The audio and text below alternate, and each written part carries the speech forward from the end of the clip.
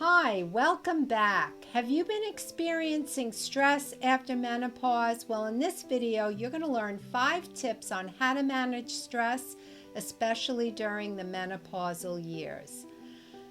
Hi, I'm Marie Morin. I'm a therapist and a wellness coach at Morin Holistic Therapy, and I help busy professional women develop a self-care routine so that they could finally bust through limiting beliefs, let go of self-critical talk, and step into their most aligned, confident self. Let's get started. Menopause is described as the 12-month point after your last period. Perimenopause is the transition before menopause, and postmenopause is after your period has ended. Menopause usually occurs between the ages of 45 and 55, and it can last between 7 and 14 years. Some of the symptoms you may experiencing are weight gain and bloating, hot flashes, night sweats, difficulty sleeping, mood changes like irritability, anxiety, and depression. And with symptoms like these, we need a game plan because these symptoms can really upset our level of peace and rest and make it difficult to pull ourselves together. Stress daily can be very difficult as well, just regular ordinary stress. And let's not forget if you have any high stress situations happening at the same time.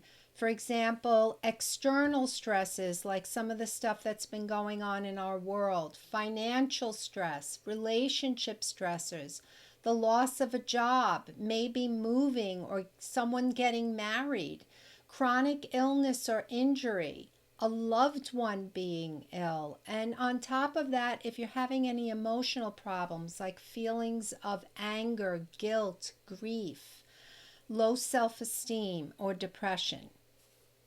While your symptoms can be a huge stressor, combined with daily stress and maybe one or more of high stress situations, these 5 tips will help.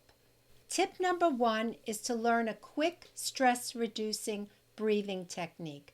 My favorite, which you can always have with you, is diaphragmatic breathing or belly breathing. In the practice run, we're going to use our hands, but once you get to know how to do this, you won't need to place your hands on your chest and your belly. So for this exercise, you want to inhale through your nose and bring the air so that your belly expands. On the exhale through your nose as well, you want to release the air by pulling in your belly button towards your spine. You're going to do this 3 to 5 times or until you start to feel a calm come over you. Tip number 2, be sure to do some kind of movement. If you're already doing an exercise routine regularly, keep doing it, and you may want to add something like a relaxation type exercise, something like yoga, which involves breathing and movement, or qigong, which also does the same thing. Sometimes I find that cleaning or picking up the space around my desk or the room that I'm in can be helpful to help me get centered. Tip number 3 is do something different. This is good for when you're irritable or even anxious. If you're irritated with someone or you're doing something that's irritating you, do something different.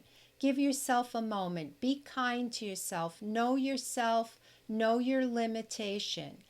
Listen to some music. Write in a journal. Remove yourself from the situation and try the deep breathing. Once you've settled yourself down, you can go back to what you're doing. The trick is to remember that you have to know the sensations that are going on in your body enough to say, hello, I need to stop and do something different. It's okay to take time to reset.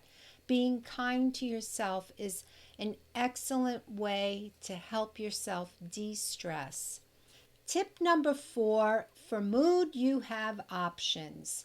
Think about speaking to a friend or a therapist or a coach to come alongside you and listen to what's going on.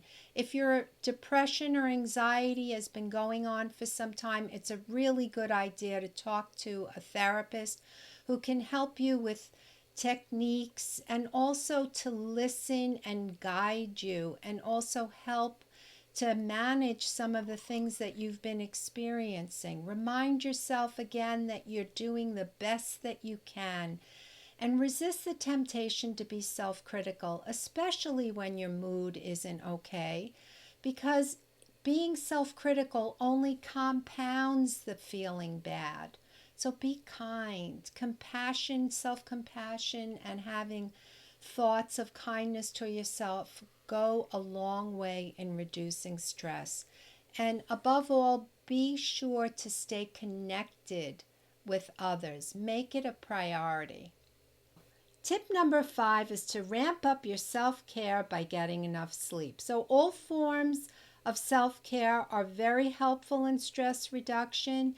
Two things that I find to be extremely helpful and have been scientifically studied to help with sleep and staying asleep are yoga nidra and deep relaxation. You can find recordings on YouTube that you can listen to, and also remember all of your sleep hygiene. For example, you want to have a regular bedtime routine, going to bed around the same time, making your space in your bedroom a very special place. You want to not have caffeine after like 12 or 1 o'clock in the afternoon to be sure that you're not stimulated too much to sleep. You want to not watch screens for about an hour before. And also, you want to avoid any foods or alcohol that might increase your or spike your blood sugar, for example, eating sugar or processed foods. And you want to avoid having an afternoon nap. So, all right, I hope this video has been a help for you. If you liked it, please hit the like. If you like the content, also subscribe and leave a comment, ring the bell, and let me know, like, what's your menopause story? How has it been going for you? What kinds of things have you been doing that's improved your ability to manage stress? Well, we'll see you in the next video. Bye.